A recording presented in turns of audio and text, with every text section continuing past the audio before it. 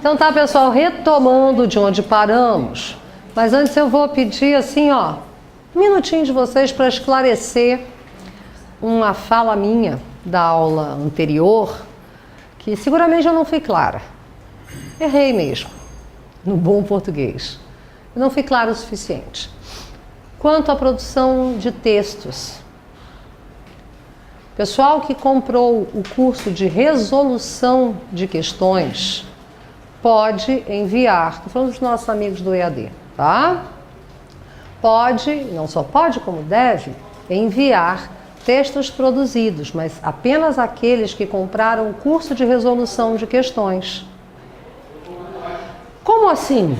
Ora, a gente não pode se esquecer de que a produção de um texto é a resolução de uma questão, né? Que nos foi, propostas, tá? Estou no lugar errado. Então, errei ou fui pouco clara, me dirigi especificamente à minha turma presencial, me perdoem, quem estava me assistindo. Quem envia redações por outro meio que não o manual, assim, papelzinho, corpo físico, pessoal que comprou o curso de resolução de questões, tá? Espero ter esclarecido e me desculpo muitíssimo se não fui clara nesse sentido. Então, dito isto, eu não fui clara no momento que expliquei. Acho que foi isso que aconteceu. Então, dito isto, vamos voltar. Mas olha aqui, ó. Que monitora eficiente. Eu precisaria ter tomado todas ontem à noite para ter essa sede toda aqui, né? Sabe, pessoal, tá difícil hoje. Ontem foi uma noite longa, então 3 copinhos de água. Turma, mas é eficiente, me deu um monte de aguinha para beber. Bom, então, turma, olha... Para te hidratar. Hidratar, né? Até porque eu tô com fome mesmo, gente. E água distrai, né? Dá uma engana, a mim distrai. Eu tô com muita fome, eu começo a beber muita água, porque eu tenho a sensação de que água, sono. É verdade. Eu tenho uma boa relação com água, assim, de beber, toma banho, assim, banho. Tá com problema, toma um banho e vai dizer, não melhora? Parece que sai, né? Foi pelo ralo o negócio ali. Sai, vou tomar banho então, pronto. Aí já volta, você já é outra pessoa. Oi? De mar então, nossa. Mas acho que não é bom de ficar falando isso não. Vocês vão pra praia hoje? Vai que os nossos amigos do EAD estão assim, ó, nos assistindo e ali na janelinha deles tem um marzão.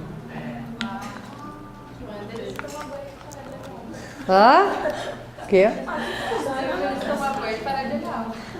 Pois, acho que não vou falar isso não, né? Essa aí é outra pisada de bola que eu ia dar. Queridos, olha só. Vamos para o edital?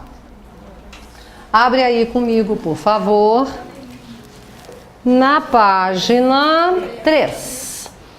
O edital, conforme vemos na nossa tela, é um instrumento de notificação pública. Logo, ele, de certa forma, ele também é multidirecional, porque não é para um sujeito apenas. Haja vista os editais que todos nós lemos quando precisamos nos instrumentalizar para os concursos, não é verdade? O edital, então, ele tem de ser afixado ou veiculado em um local de acesso dos interessados. Tem que ser grudado na parede, é isso aí, tá? Além disso, ele tem de ser publicado num órgão da imprensa de grande circulação. Na era pós-informática, veiculado pela internet, no site, no endereço específico, como dizem os portugueses, no sítio específico, eles chamam de sítio, no sítio específico daquela instituição. E aí eu trouxe para nós aqui um exemplinho, um modelito de edital no nosso polígrafo. Papel timbrado. De que trata este nosso edital? De um concurso público. De cara, o sujeito só lê se tiver interessado em prestar aquele concurso ou, no meu caso, furungar ali para saber quais são as determinações. Edital 2, olha só, numerado. Segundo, então, aqui não, desculpa, fevereiro de 2011, 1. Por que 1? Porque esse edital pode sofrer posteriormente, pode haver edital de outro concurso em fevereiro, ou ele pode sofrer uma retificação, como este nosso sofreu, não é verdade? Lembra-se da história das 15 linhas? Então, aí, como muitos me falaram, ó, turminha que está assistindo, eu sei que de vez em quando a gente está assistindo, a gente dá uma, né, ai, tá chato, e aí a gente dá se distrai um pouquinho. Olha só, a historinha das 15 linhas, vamos falar novamente.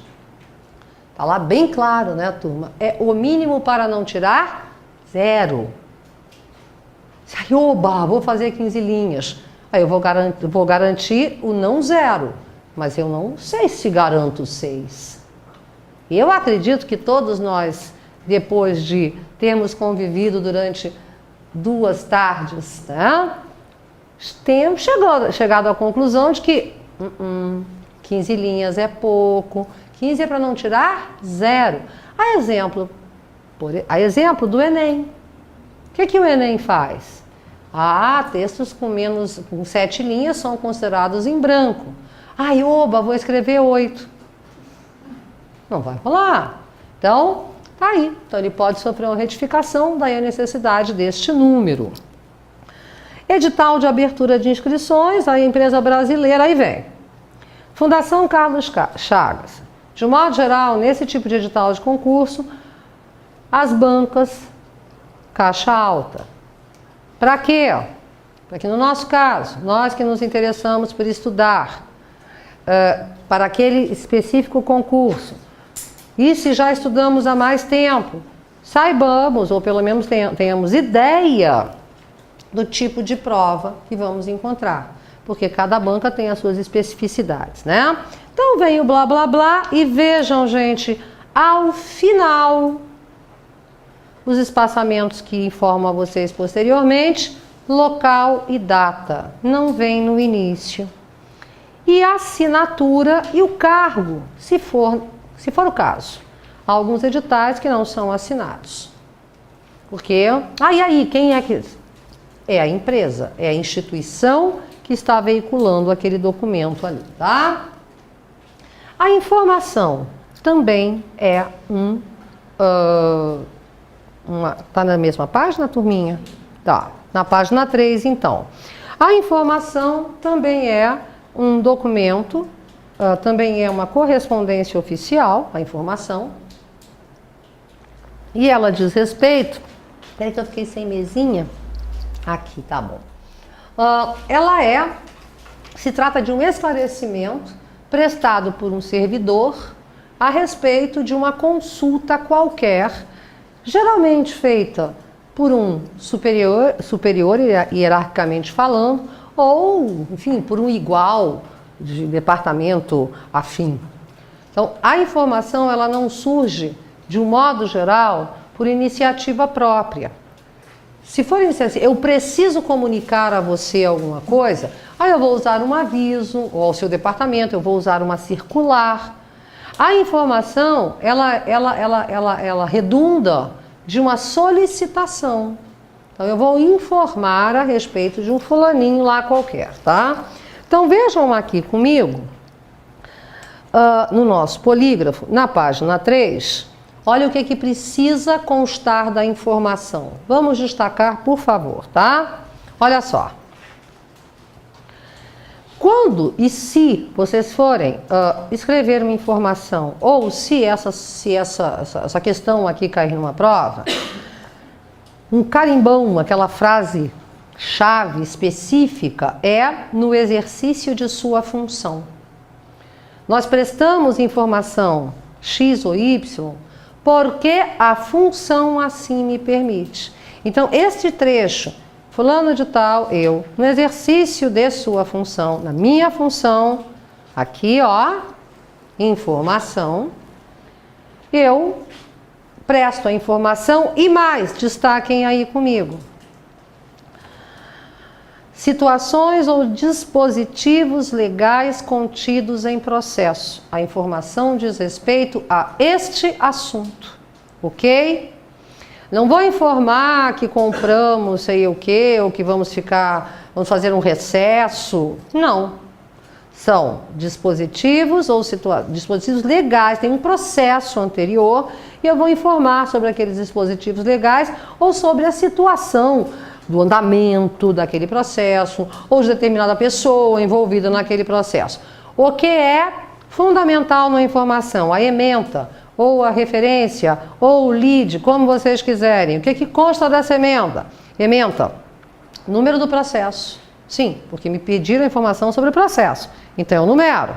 O nome do requerente, quem é que está pedindo aquela informação e o assunto de que trata aquela informação, ok? Aí vem um contexto, ou seja, o documento propriamente dito.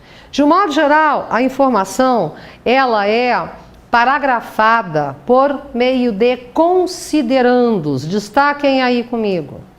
Considerando blá, blá, blá. Considerando blá, blá, blá. Considerando blá, blá, blá. Esclareci. Então, eu tenho 3 considerandos, 3 parágrafos. Aí, depois desses considerandos, que em última instância são as considerações para que eu justifique o que eu estou afirmando ali, vem o esclarecimento que me foi solicitado. Então, considerando o artigo tal, da lei, a lei tal, artigo tal, inciso tal, a linha tal. Aliás, me esqueci ainda agora de dizer como fazemos com as alíneas, porque o artigo vimos como são algarismos arábicos, não é? Primeiro a nono e de 10 em diante, as alíneas. Aí eu fiquei brincando com aquela história que ninguém sabe mais do Xii, acabei me esquecendo, os incisos em romanos e as alíneas, letrinhas, alfabeto, tá? Letrinhas minúsculas. E se tiver mais de 26 alíneas, que é o número de letras que temos atualmente no nosso alfabeto. Aí a gente recomeça, aliás, com a linha, belinha, celinha e assim sucessivamente. Mas vamos combinar, né, gente? Um inciso que tem mais de 26 alíneas, deve haver, óbvio, mas de repente é de uma falta de clareza das mais absolutas. Bom, mas também não me cabe julgar. E aí, gente, olha só. Então, o contexto, o texto propriamente dito, eu tenho X considerandos, a cada parágrafo corresponde um considerando. Posteriormente, eu tenho um parágrafo de esclarecimento. Então, considerando a lei, considerando a linha, considerando o inciso, esclareço o que, ou esclarecemos, se quisermos um plural de modéstia, e conclui-se, então, essa informação dizendo que são aqueles fatos verídicos que podem ser informados até o momento em que o processo está em curso, etc. E no fecho, lá embaixo, o que eu vou fazer? Não precisa colocar grandes fechos de amor, tá? Lembra disso. A denominação do órgão, que é mais importante do que eu passo, o órgão não. A assinatura, sim, o nome por extenso e o cargo deste servidor. Abaixo, tá? Aqui ao lado, do lado direito dessa nossa folha. Ok? A informação não é um documento, uma correspondência oficial que apareça muito em prova, não. Já falei de uma que é circular ou aviso. E agora a gente vai ver uma segunda, para fazer aquela trilogia, né? O trio de ouro das provas de concurso da correspondência oficial. Se trata do memorando. O memorando tem alguns detalhezinhos que eu gostaria de falar a respeito para vocês. Aqui na informação, o exercício de sua função é praxe também? É. No exercício de sua função, isso aí, aliás, é praxe, é óbvio. Porque se você não estivesse exercendo aquela função, você não poderia fazer aquela correspondência ali. Mas são aquelas... Lembra do início, quando a gente começou a conversar, que é uma coisa muito conservadora. Esse tipo de texto é muito conservador. É uma obviedade, mas que não foi abolida ainda. Então vamos usar no exercício de sua função. Se é desnecessário, meu ponto de vista é. Mas faz parte dessas regrinhas chatinhas, tá? Olha só, lindos. Memorando. Memorando pode ser de dois tipos. Um memorando interno, ou seja, naquela mesma instituição, de setor para setor, de departamento para departamento. Ou também ele pode ser, se virarmos a página, ele pode ser... Não virem. Está lá no pé da página mesmo. Ou ele pode ser externo. E quando o memorando é externo, no finzinho da página, bem lá no finzinho da página aqui, ou externo, e neste momento o memorando externo, ele se assemelha ao ofício. Se for um ofício ou memorando de cunho comercial, se assemelha à carta. E aí fechamos o nosso trio top, que são... Quais são? Diz para mim agora. Vamos lá, decorando. Circular ou aviso, memorando e ofício. Vai cair só isso? Sei eu, mas é o que tem aparecido mais, tá? E aí, gente, ainda na página 3, um modelito aqui de memorando. Interno, olha, ou externo, o timbre desta folha, o número deste memorando. A própria palavra já fala, né, gente? Memorando. É para reavivar ou confirmar já o que sabemos. É uma memória. De quem expediu, que órgão, que servidor, para quem, assunto. Mais uma vez, para agilizar a vida do sujeito. Aí, turminha, vem o contexto. Enfim, contexto é aquilo que eu quero comunicar mesmo. Local e data de assinatura ao final na direita. Local, data e assinatura. E o que são iniciais? Elas não são obrigatórias, mas quando elas aparecem, essas iniciais que coloquei aqui na página 3 no cantinho, são as iniciais, via de regra, de quem redigiu. Para quê? Para ser responsabilizado, na real é essa aí, tá? Algumas vezes, inclusive, é colocada aqui as iniciais de quem redigiu à esquerda e logo depois de uma barra à direita o responsável imediato por aquele, não necessariamente é quem assinou, mas por aquele ato de serviço, tá? Vira a página comigo, por favor. E aqui, eu queria que vocês prestassem atenção, já estão super atentos, mas numa palavra muito importante, aliás, num trecho muito importante do memorando, tá? Unidades administrativas de um mesmo órgão, se for interno, forma de comunicação, ele é eminentemente interno, porque quando ele começa a ser externo, ele se trata de ofício. Mas daqui, ó, qual é a característica, se nos perguntarem na prova? Agilidade. É a principal característica do memorando. É aqui, ó. Ele é objetivo, ele é curto, ele é ágil. Não pode ser extenso, tem que ser claríssimo. E tudo que é claro em qualquer meio tem que ser redigido em português formal. Domínio da norma culta formal é um dos requisitos de qualquer correspondência que seja oficial, piorou ainda, né? Mais exigente. Adiante. Temos aí, então, antes do ofício, um exemplinho de memorando. Olha lá, memorando número em tal dia, tal mês, tal ano. Dispensei a localidade, esse é outro modelito. Dispensei a modalidade ao senhor, indica o cargo, o assunto, aí aqui vem o contexto, atenciosamente, assinatura, nome completo e cargo, tá?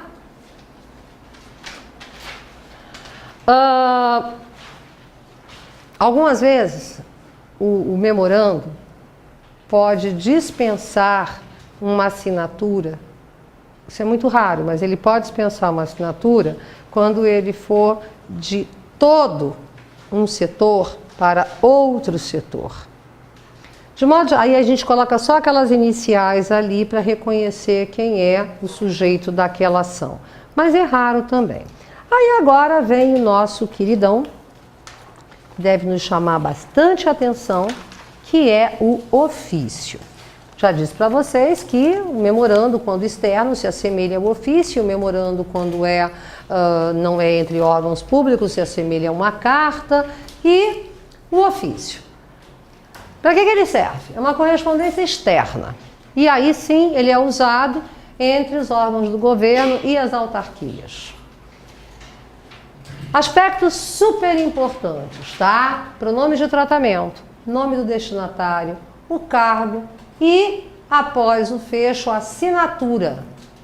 Fundamental, não existe ofício não assinado, além do cargo tem que ter a assinatura mesmo desse signatário.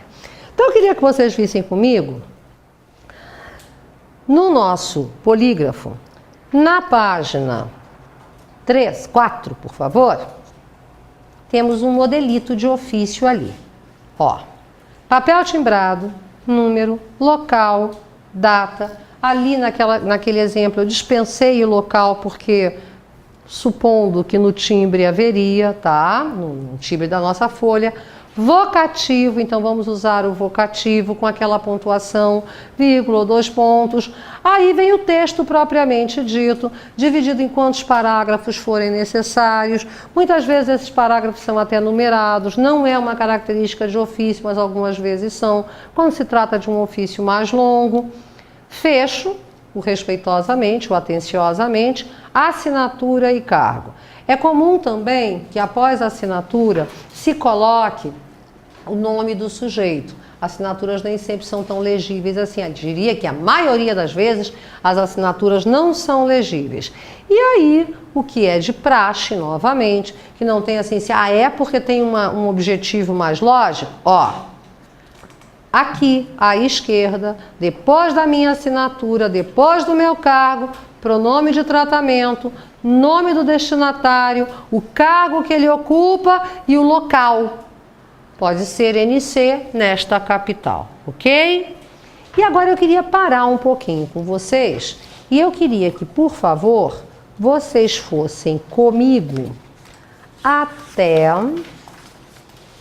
a página na qual encontraremos uso dos pronomes de tratamento, que é na página 7. Gente, todo mundo está aí? Uso dos pronomes de tratamento? Ok? Vamos trabalhar? Gente, seguinte. Vamos nos lembrar que qualquer pronome de tratamento é como se fosse você, tá? Isso é bem importante, domínio da norma culta formal. A nossa forma verbal será na terceira pessoa do singular ou do plural. Nada de aparecer vossas senhorias, preenchimento da lacuna sois, nem pensar numa bobagem dessa, tá? Vossa não corresponde a vós, e sim a você.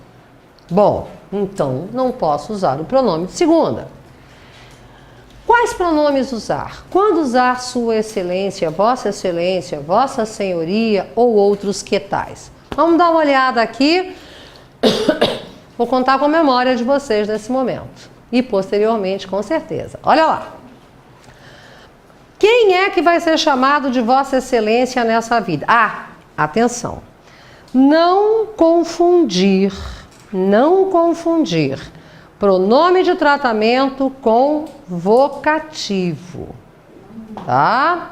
Na aula passada, a sorte que ele veio falar comigo, na noite que eu dei aula, ou não sei, eu dei essa aula.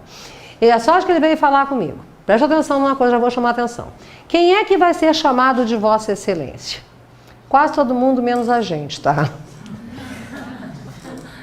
Mais ou menos assim.